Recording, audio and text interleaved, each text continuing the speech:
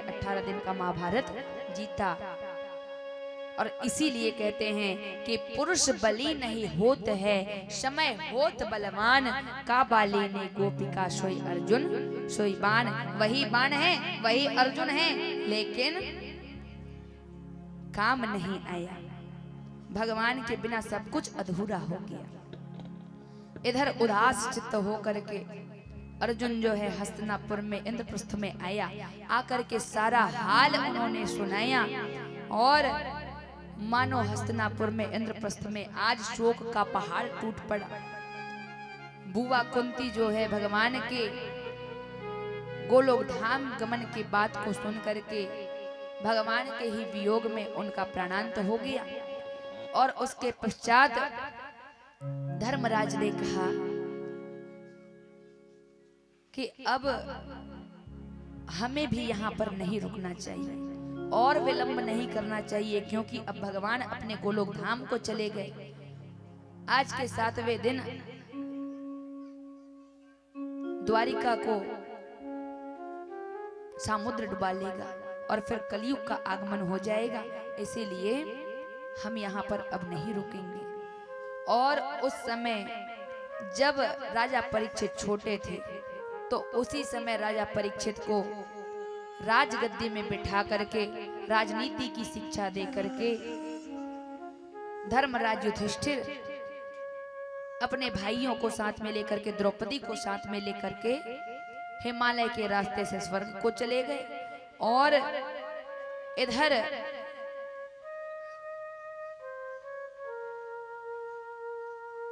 भगवान के गोलोक धाम जाने के बाद 7वें दिन में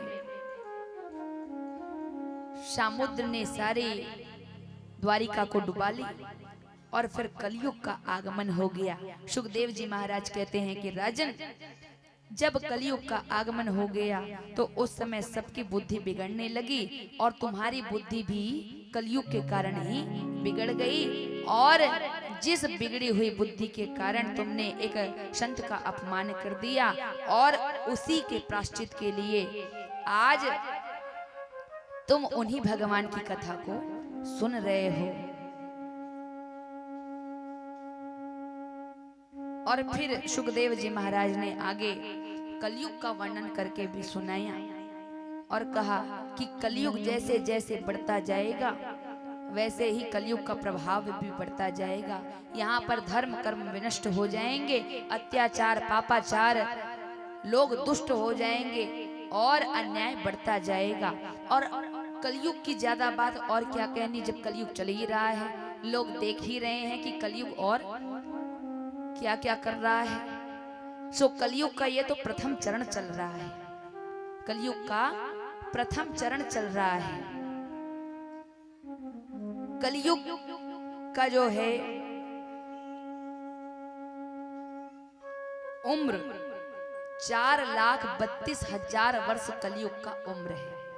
और जिसमें से केवल और केवल 5,123 वर्ष ही अभी कलयुग के निकले हैं। मतलब ये तो प्रथम चरण है। जब तक के कलयुग रहेगा तब तक के पता नहीं हमारे कितने भी जन्म हो जाएंगे, लेकिन कलयुग रहेगा ही रहेगा।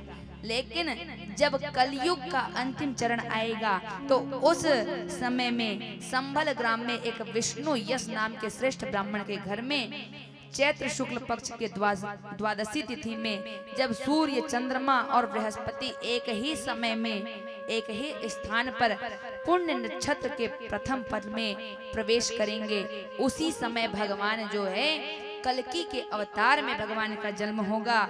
और तब इंद्र जो है उन्हें देवदत्त नाम का घोड़ा प्रदान करेंगे और उस देवदत्त नाम के घोड़े में बैठ करके भगवान कल्कि जो है इस धरा धाम के कलयुग के जितना भी अत्याचारी पापाचारी राजा महाराजा होंगे उन सब का जो है संहार करेंगे, सबको मारेंगे और उसके पश्चात पृथ्वी के भार को हरण करेंगे और फिर जो है सबकी बुद्धि सात्विक हो जाएगी, सबकी बुद्धि ठीक हो जाएगी और फिर सतयुग का आरंभ हो जाएगा। सुखदेव जी महाराज ने ये कथा भी कह करके सुनाई और उसके पश्चात सुखदेव जी महाराज ने कहा कि राजन, ये सारी कथा मैंने अब सुनाई, अब तुम्हें और कुछ पूछना हो तो तुम मुझसे पूछ सकते हो। राजा परीक्षित ने कहा कि महाराज,